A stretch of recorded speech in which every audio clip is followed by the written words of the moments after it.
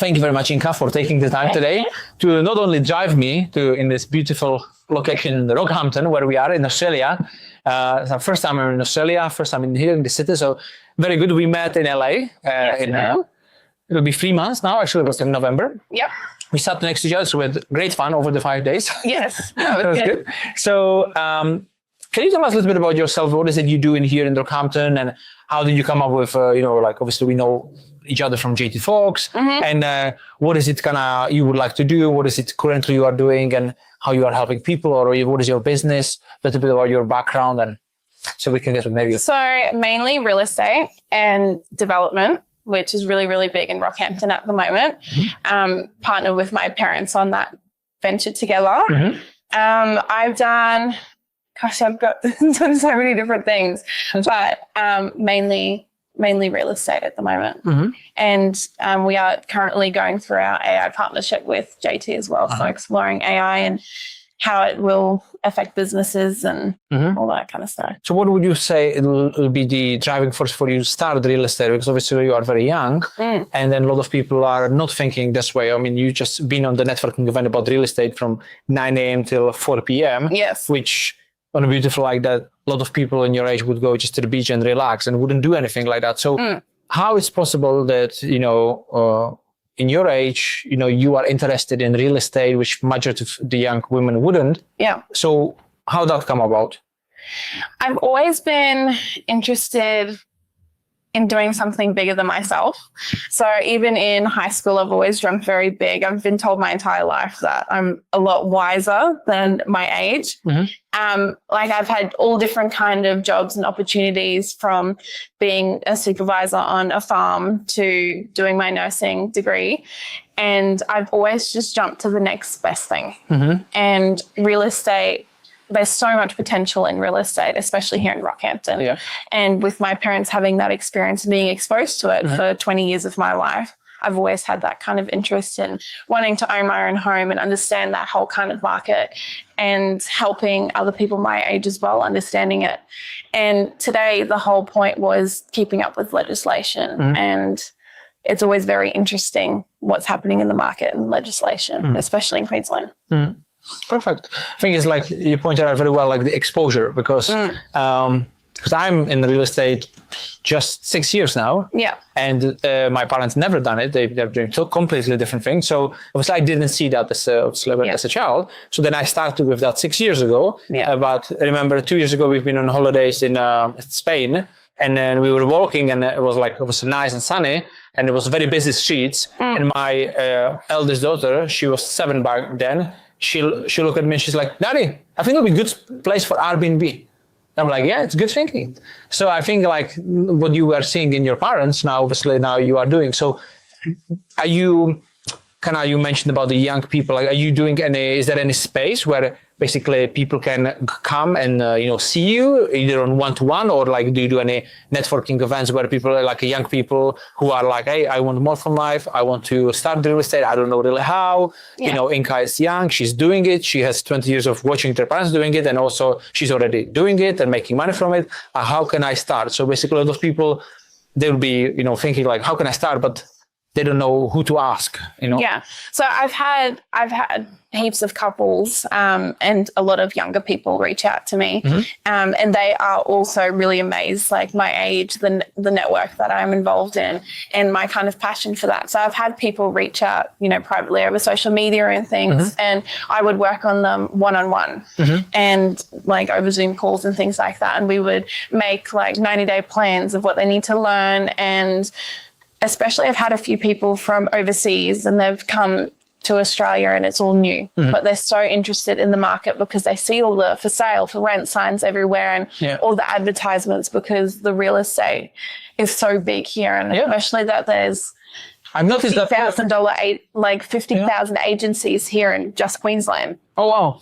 So it is a huge interest, and people do just reach out to me privately, and then we make a plan together and their goals. And I think with the thing what you mentioned, that you are obviously now doing the AI as well. Yes.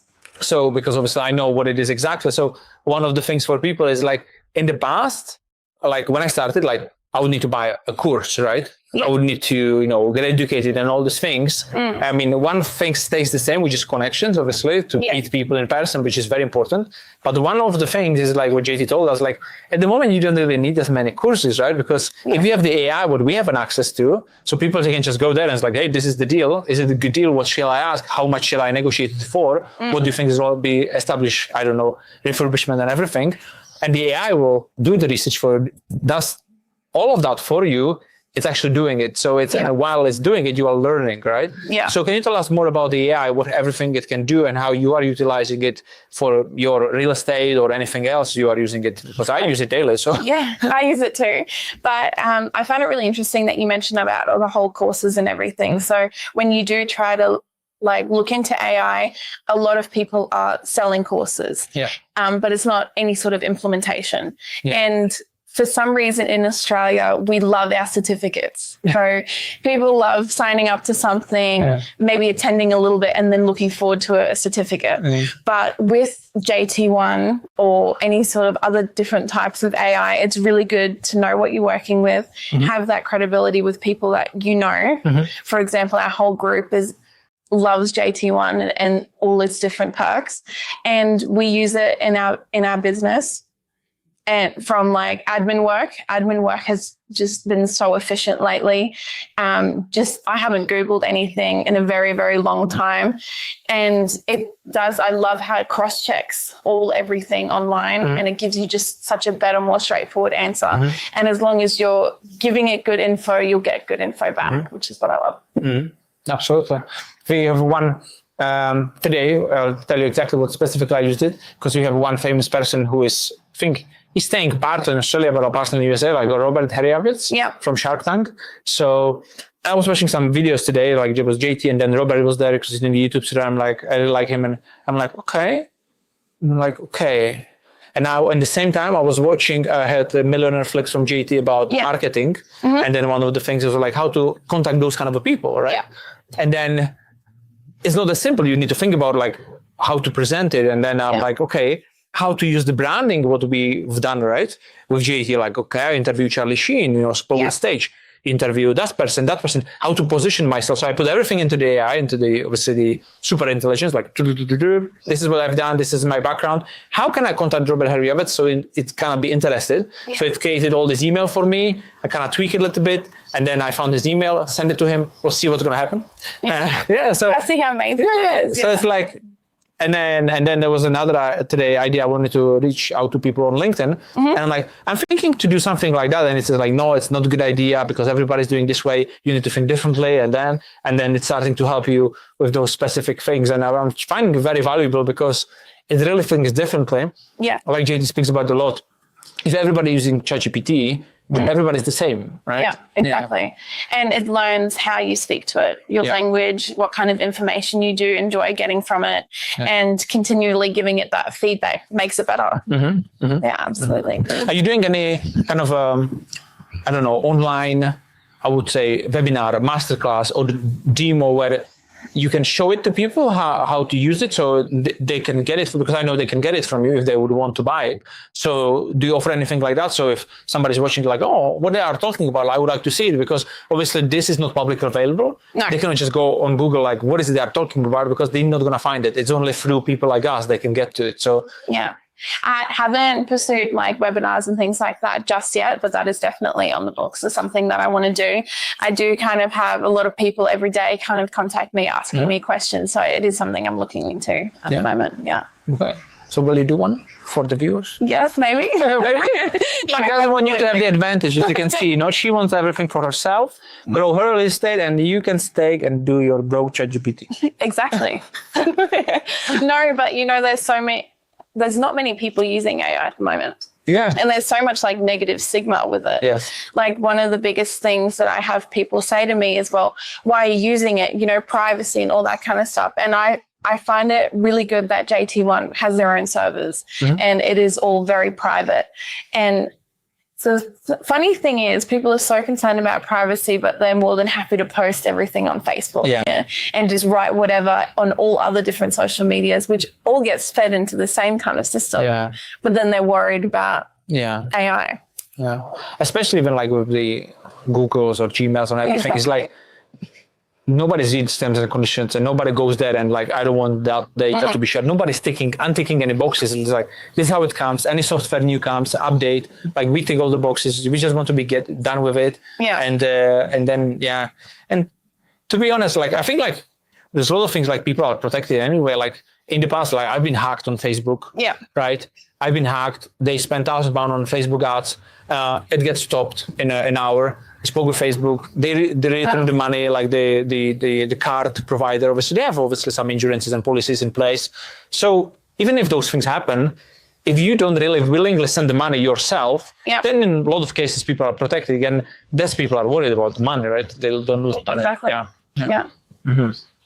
So what's your vision like for the next, or maybe for this year, started with 2026? What is it you see yourself in the end of the year or in March next year? Well, I kind of started the year off strong. I wrote a book and released a book, and it became a bestseller in Women in Business. It did, yeah. Women in Business? Yeah. Like in the category. And what's the name of the book? Growing Up Unfiltered. You can get it on Amazon. Growing Up Unfiltered? Unfiltered. And Unfiltered. Oh. So I explored a little bit about growing up in, my generation with social media and that kind of exposure and all that negative influence and all that kind of stuff. So I started working on that. And ever since then, I've had more and more people reach out to me about being passionate about that as well. And then I'm currently working on how like AI and in schools and things like that. I've had a couple people reach out, and we know so many people in the community that work with, JT and who also work in part of the school system. So that was really interesting as well. So mainly my focus this year is AI and what it can do for businesses. And we do have many people reach out and ask about our AI and how it can help their business. And it's really, really interesting. And everybody's always really blown away. How long did it take you to write a book? My whole life, I've never been very passionate about putting myself out there. So I actually had this book written for about 6 months. Oh. And then I was just up one night. I was just on the computer, and I was like, I just need to do it. I just needed to get it out there. And the whole JT Fox community really supported me in getting that book out there. That's good. So it's really good to have a good network that supports you. Yeah, it's very good. Yeah. Now we are writing a new book as well now. Are you? Yeah, I wrote 3. Yeah. And then we are writing another one. And now with kind of the JT learnings to kind of put it out there. I think we want to launch it in July in Ferrari event. So amazing. Yeah, because actually we are using analogy of Ferrari or Formula. Not Ferrari only, but Formula 1 analogy in that book. So we think like it'll be a good place to launch it. Absolutely. So we'll see how that's going to go. No, we sure. Yeah, thank you. Yeah, I'll buy a copy. Yeah, we need to be number 1 in men in business. Yes. Okay, good. So writing a book. How old are you actually, if you don't mind? I'm 23. 23. 23, wrote a book, doing real estate, doing AI. What is it you are doing, girls? Huh? Exactly. Partying Friday, Saturday? Yeah, you should contact Inka for something nice. Okay, and also you are doing another thing, and I don't know how much you can talk about it or not. So, do you want to talk about it or no? Probably not. No, it's a secret. So it's a secret. She cannot share. But I know. I'm just trying to think. So, you wrote the book. Yeah, with the AI, I had a question about if people approach. So, if somebody wants to buy it from you, so they'll buy it. Do you do an implementation with them in there for their business? Because obviously, especially like if I'll take to my example, like JT developed it, and then he added like another thing, another functionality, and like 3 months past, there was like 15 new things that you can do.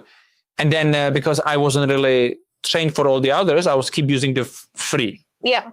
And then he came to the event to London and he showed how he's using all of them pretty much. And I'm like, okay, that's good. So now I'm using more of them. So, and it's kind of one of kind of things is like, when I'm doing it with people in my events, like I'm doing like at least 4 implementation calls afterwards, so they can really utilize the maximum, so they can do it. No, absolutely. We do have an implementation kind of plan that we go with, but our main priority at the moment is building AI employees. So where we use the business and their knowledge and create a team. And that's like mainly what we're working with at the moment. So there's always that support, that contact, and we always make sure that the businesses are set up so that they get the best out of it. Absolutely. Yeah. I personally save a lot of money just using that AI because I had an accountant which is UK based. Yeah. And that cost me £1,400 a month for all the companies I have. And then I paid £1,200 a month for a lawyer. Yes. For 2 companies only. So it was 2,600, so £30,000 a year. And then when I had the AI, it went to 6,000 a year. Yeah. Because from 30 to 6,000, I saved £24,000, which is like $50,000 in here in Australia, just having that AI, because I actually didn't need the lawyers anymore for the contracts. And then for the accountant, I hired an accountant abroad, which they'll just check the things for me before it's submitted. Yeah. But the rest is done there. So it's like, Yeah, well, one of the best things you can do for your business is making sure that everything is kept in-house. Yeah. So keeping your expenses low. And that's exactly what JT1 does with all the different grains. You've got your marketing even. So all your marketing can run through that, which a lot of businesses get burnt by marketing agencies, or they spend a fortune on marketing agencies. So that's one of the biggest things that we've seen with our business is actually getting massive ROI with just marketing itself. The marketing, or when you're mentioning, is a good thing because some people, they're asking, and it's going to be funny because I'm going to an event in Cairns. It's a speaker event with like 400 speakers from all over the world. And a lot of people, they do podcasts, right? With people. And some people are asking, like, I want to start a podcast, but it seems like it's going to be difficult. Now I need to edit, or I need to think of the description or anything, and they are overthinking it, Absolutely. And I'm like, no, you edit the start. Yeah. Since you press the button before I sit down and the end, you don't need to edit anything else really. It's about conversation. And then Lara, she's working for me. So I'm like, okay, I'm supplying with all this podcast, sometimes 1 a week, sometimes 2 weeks, depends how many I do. And then obviously, if you should watch half an hour of the podcast and kind of understand what we were talking about, then she'll be like half an hour watching it, and then she's having other things to do. So just an idea for people, like if you have the AI, if you want the AI from JT, what we have access to, contact Inka and ask her, and you can do with the podcast exactly that. So once this is done, this conversation is going to get transcribed. It's going to automatically get transcribed. The transcription is sent to the marketing brain, and it says like, okay, check what they were talking about, create a good headline with a good hook, description, and it just does it all for you. You don't even need to watch it. You put it there. Once uploaded on YouTube, you can upload Spotify, Apple. You put it through Opus, for example. I use Opus Pro. You put there the link and it says like, hey, create me 10 clips for shorts, and it's all done. It's like such an easy thing, and a lot of people are like, I don't know if to start the podcast, it's overwhelming. It's like, no. Yes, but it's all about speed of implementation, right? A lot of people like to procrastinate and overthink, and that's one of the things that I have struggled with personally is perfection. Has to be perfect usually women. It's out there. I can see that, Usually women have perfection. But one thing that I've learned is start now and refine later. Yeah. So just get it out there. You can always tweak it. You can always work on it. And I love that, especially with my age. A lot of people are scared to put themselves out there. So I'd like to be somebody that people will see and go, well, I can do it too. Yeah. And like AI and JT1 especially gives you that opportunity because you just ask it and it gives you everything you need to know down to steps. Yeah. So it's just implementation. Yeah. And just bring your own personality to it, and now you have it. Yeah. But the perfection is the big thing. Like I speak with a lot of, we had one woman on the mastermind. She's coming again in a month's time, and then she is a personal stylist. Yep. And did I do a podcast with her? No, I should do a podcast with her. I'm just thinking about it. Yeah. And then so she came to our office because she's partnered with Lewis, and then I was just like, I was so busy, so overwhelmed during the week. I'm like, what have you been doing? So and I gave her a task. Like, okay, Monday to Sunday, write me everything what you were working on and hours you spend everything. So she did that. And then I calculated, and it was 8 hours spent on social media, like not like scrolling, but creating, as a creator. I'm like, okay, you spend 8 hours on social media. Show me your social media. And there was no post. I'm like, so 8 hours and there's no post. Where is the post? Yeah. And she's like, it's not perfect. Yeah. It's like, it's not perfect yet. Like I want it to be really perfect. And I'm like, no, it just needs to get done. Because I told her, like, with all due respect, nobody's going to watch first your posts or videos. Like nobody's going to see it. It doesn't matter. Like I have all videos on YouTube and nobody's watching them. It's like 2 views. It was about just getting the habit of doing it, right? Yeah. And then she's like, I'm going to do one tonight. I'm like, okay, 10 p.m. I didn't see one, so I texted like, where is the video? So she posted it, and when I kind of did the accountability with her, she posted it. Now she's posting like every day, and she's like, yeah, you are right. It's not about perfection. It's just going to be done. I have likes, and people comment, and I'm like, see? And now she's got that confidence. And now she built that momentum. But the first step is sometimes difficult. Like even the first step, like somebody's watching is like, I want to do the real estate. I want to contact Inka for the AI, but like sending the message, the first thing. But like once you get into the conversation, the flow, you build the momentum, it just gets much easier. Absolutely. And it's so good too to have somebody to keep you accountable for your goals. Yeah. Absolutely. Good. I usually ask at the end, like the people, we'll see what everything, because you are young, so we'll see what you have. But it's usually like people are going through difficult times with their business, but it can be also with life, obviously. It doesn't need to be always business related. And life affects business. Yeah. And if you kind of been through that situation, it was kind of difficult. Yeah. How do you overcome it? What or who or help you to overcome that challenging time? I think it is always important to have a coach. I didn't know I needed a coach until I had a coach. Yeah. So I think having somebody to keep you accountable, somebody that you look up to is really, really important. And one of the big things that I find with people my age is they get to this point in life, especially, after a couple of years in school, you have that excitement about getting out of school and building your career. And some people hit kind of a wall and it's too hard.